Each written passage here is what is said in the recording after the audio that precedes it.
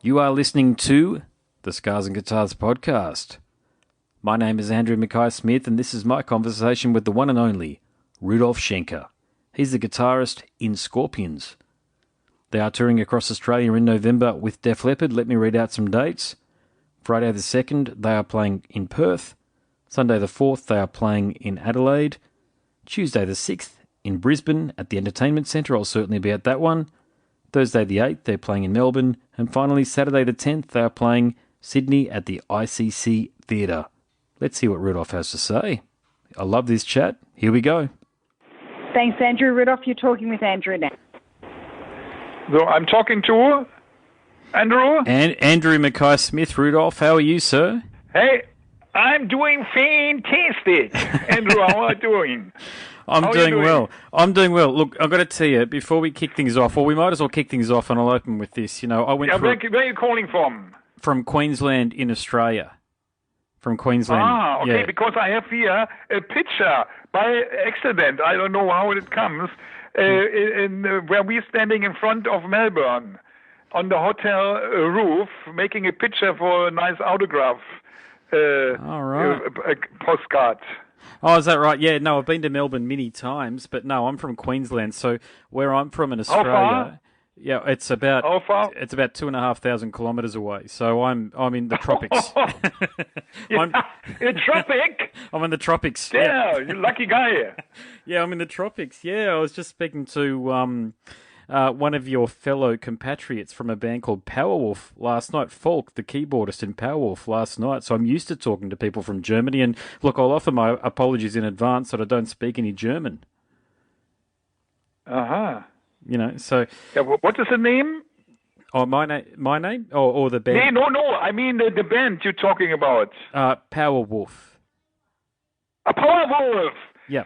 Powerwolf! Yes. Yeah. Yes!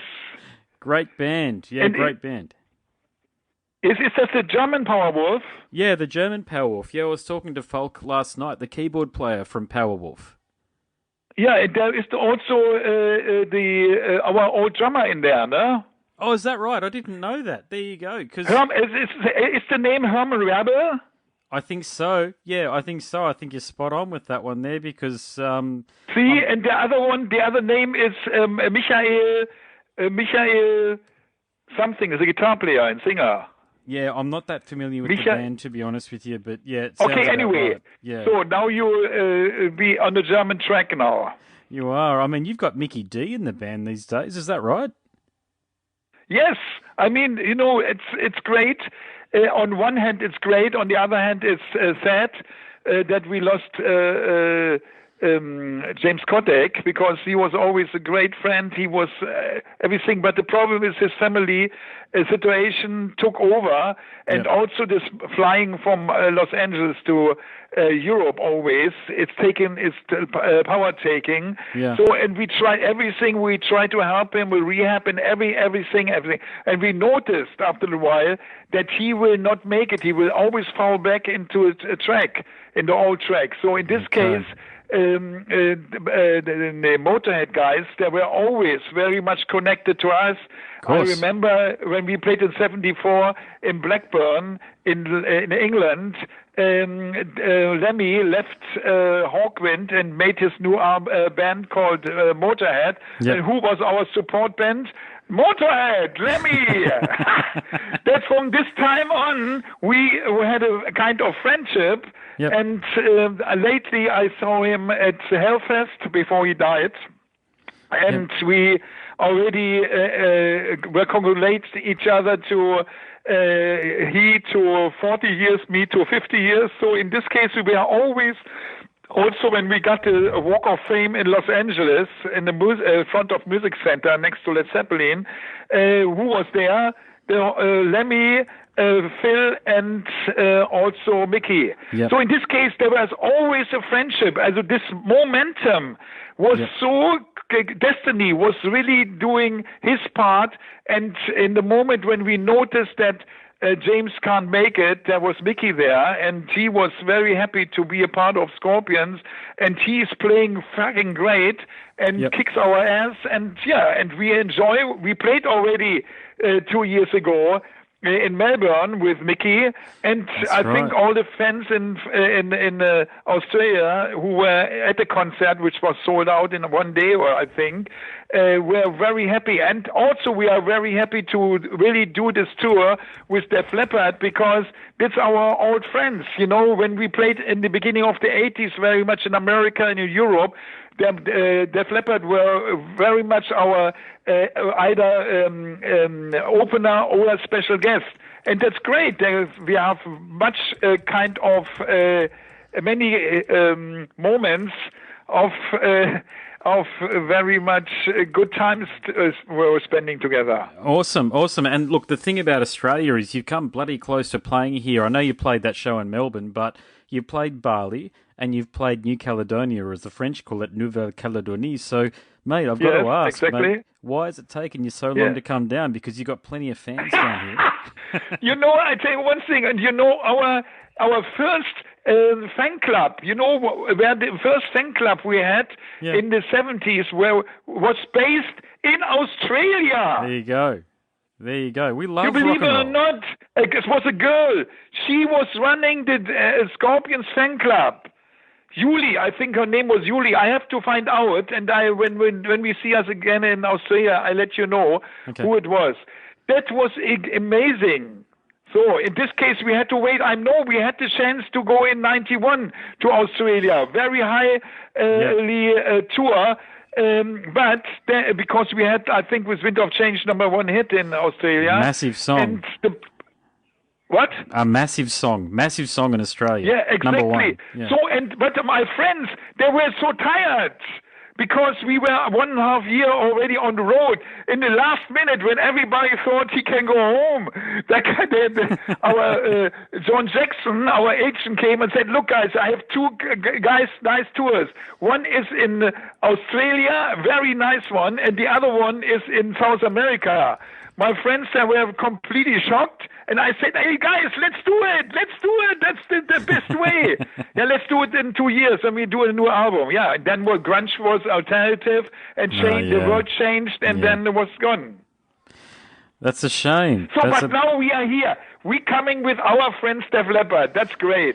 Yeah, I had a chat to Phil Collin about it, and mate, he's stoked for the tour, and I can certainly tell from your enthusiasm that you're stoked for the tour, mate. So I need to ask as well, what sort of a show are you going to be bringing down? Is it a greatest hits show, or are you going to be performing a lot from your most recent album?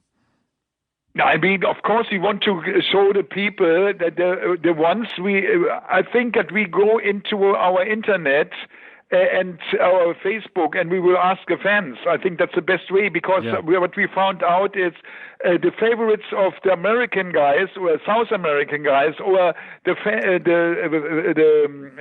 Asian ones, Russian ones are different. And the best way is if you go into the Facebook and you go and say, "Look, guys, what is your plan? What you want to hear?" So, and then you're getting the idea, and then you know what to do. Yeah, agreed. And look, from my own perspective, I went through a boarding school, and I had your poster on my wall in 1991 after Wind of Change. So I can tell you, mate, there's a lot of people like me around. Amazing. Yeah, I mean, that's 30, almost 40 years ago. Unbelievable. Can you believe how time is running fast, like crazy? Oh, it's incredible. It's incredible. So now we have a different wind of change. It's blowing in your face. Hey, I was just talking about Wind of Change again. Okay, so I was looking at on your official YouTube channel. There's a commentator that has said that they're watching the Wind of Change video, and they said that they came here because the end of the Korean War. Now, that's very profound. So, of course, the song was released at the time of the fall of the Berlin Wall. Exactly. But now the song is being used in another measure because of this recent interaction between Trump and Kim Jong-il. So, how do you feel about that your song is being used as a flag bearer of peace? It's a wonderful accomplishment, really. Yeah, I mean, look, when we start playing music and I start to build a band, I did it because of the Beatles and the Rolling Stones, and I said I was a music lover a long time before with Little Richard and Elvis Presley and stuff, but it was not so interesting for me to really play by myself. When the Beatles and Rolling Stones came, I said, I want to do the same thing. I want to do, have four good musicians, but also people I can build a friendship with. And that was always the formula until now. And I think that's the very important part of the whole thing, that you are building friendships. So, and when we came to different countries, especially in the early days, 60s, 70s, there was always kind of wind blowing in our face. People, like especially in Sweden or in Holland, they were not so happy with the Germans, and we want to show the people around the world, here's a new generation coming up. They're not coming with tanks and making war. They're coming with guitar, playing music, peace, and love.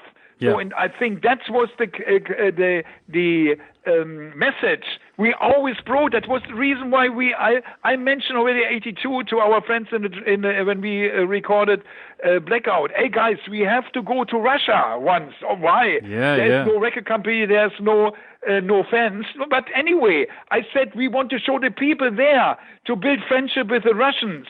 So, and that was the situation when we found the right promoter in 86 to go to Russia. So this is the message. And when this Wind of Change came out, that we played on the Music Peace Festival, and after 1 year playing before in Leningrad, we saw the world is changing in front of our eyes.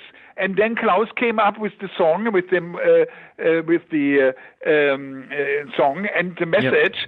And so, of course, it's the soundtrack of the most peaceful revolution on earth. So, and now the situation looks very dangerous in a moment, and hopefully people more and more playing the song to remind people how it was 35 years ago and how it's now. Not going back into the Cold War, try to talk and try to save peace. Yeah, agreed. Hey, look, I've only got a little bit of time left. Believe me, I could talk to you for at least another 2 hours, such as the volume of questions I've got for you. So come backstage when we play. No, okay. I need to. But look, I've got to ask you this question because interviewing is what I do for a living, and I spoke to Robin McCauley at the beginning of the year, of course, who was Michael's singer for a very long time. But mate, I hope you don't mind me asking the question because Michael's had a profound impact on me as a guitarist and so many other people. He's almost the godfather of modern rock playing, from Eddie Van Halen onwards. Do you think there's any chance that yourself and Michael could ever get together again and play? It's always the question of time. I mean, when I was the part when Robin McCauley, when my brother was very in the bad situation, he came to me. He had nothing, and what can we do? I said, look, we're looking for a new band, and I have a studio down in my house. You can use the studio, and you can we build up the new lineup. So McCauley was one of the guys. We found, we try different singers and stuff like this. So, what in rock and roll is very possible. It's always a possibility. We had already the plan to do this 8 years ago already. After the farewell tour, I said I want to do this. Yes. But then somehow, because of Facebook, our fans became younger. When Facebook started, we had 1 million people, and 80% of this 1 million, they were between 16 and 28 years old. So complete new generation. That was already for us a very important part. And MTV Unplugged asked us for doing MTV Unplugged. we want to leave, but nobody let us leave. So in this case, the whole Schenker brother album went into holding back, whatever. In a moment, the situation between my brother and me is not, for my side, very well, but my brother, he is a great, as you said, a fantastic guitar player. Mm-hmm. The problem only is that he don't know anything about the business side. That I was put into the business part of Dieter Dirks, where I gave my rights and everything. And when Dieter Dirks, my brother was on the album Laugh Drive, he was actually sitting together with Dieter Dirks. He did a deal with Dieter Dirks, and that's what was the situation. But he couldn't understand. Maybe he was not in the right moment, because his wife told me, she was very shocked too, that he was talking a little bit bad about me. I never read this stuff because I don't have to read it, because I was there. I know why things went. I'm also lost feathers into this business because of people who were robbing. So in this case, but that's a part of it. You have to learn and you have to do. But I think on the long term, there's always the possibility. And let's see. You know, the situation, the best thing in life is if they're coming by surprise. Because then you're building with all the energy, so much emotions in it, that then it's something which makes sense. Everything else, you know, we're not working in a factory, you know, where the next piece is coming and you have to put another piece to it and then next to it. That's not our situation. Musicians are very sensitive, and they have the possibility to really feel before other people feel what's happening. That was the situation, by the way, with Wind of Change. So becoming the soundtrack of the most peaceful revolution on Earth.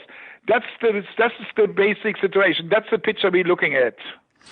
Okay, there you go. How much time have we got left? Is Fiona or the lass in the background listening in? Is she telling us to get off the call now, or have we got more time? There she is. I could talk to... No, it's already 1 minute over. Okay. She's the last one, so I thought I'd just say, Rudolf, what do you want to do? It's up to you. Yeah, last one. Please give him now one more.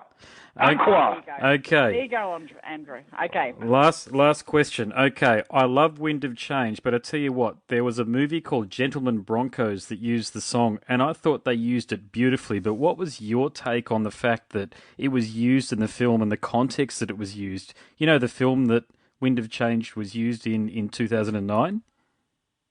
Yeah, I don't know. I haven't seen it, and I don't know, because we give our yes, well, no, always by reading the part where the song it's put in. Oh, okay. All right. No worries. No, I love the film. So in this case, I don't know. I can't say anything about this. What I can say of Wind of Change and Rock You Like a Hurricane and Still Loving You is we have a saying in Scorpions. We have a headline which calls Love, Peace, and Rock and Roll. Love stands for Still Loving You. Peace for Wind of Change, and Rock and Roll, Rock You Like a Hurricane. That's the headline of the Scorpions. Rock and roll. All right. No, I thought it was used beautifully, and the reason I did is because that film is a sequel to Napoleon Dynamite, so I thought it might have introduced you to a whole bunch of younger fans that really need to understand that, mate, as far as I'm concerned, you are the godfathers of modern rock and roll, and I'll leave it there. Thank you so much for the conversation there, Rudolf. Thank you, and please be backstage when we're coming over there, all right? I'll do my very best. I will do it. Thank you so much for the chat. Yeah, she was hearing it, and she can make it happen, okay? Okay, brother. No worries at all. Thanks so much. Goodbye. Have a good one. No worries. Goodbye. Cheers. Yeah, bye. You are listening to the Scars and Guitars podcast. My name is Andrew Mackay-Smith, and that was my conversation with the one and only Rudolf Schenker, the guitarist in German band Scorpions. Thank you so much for listening.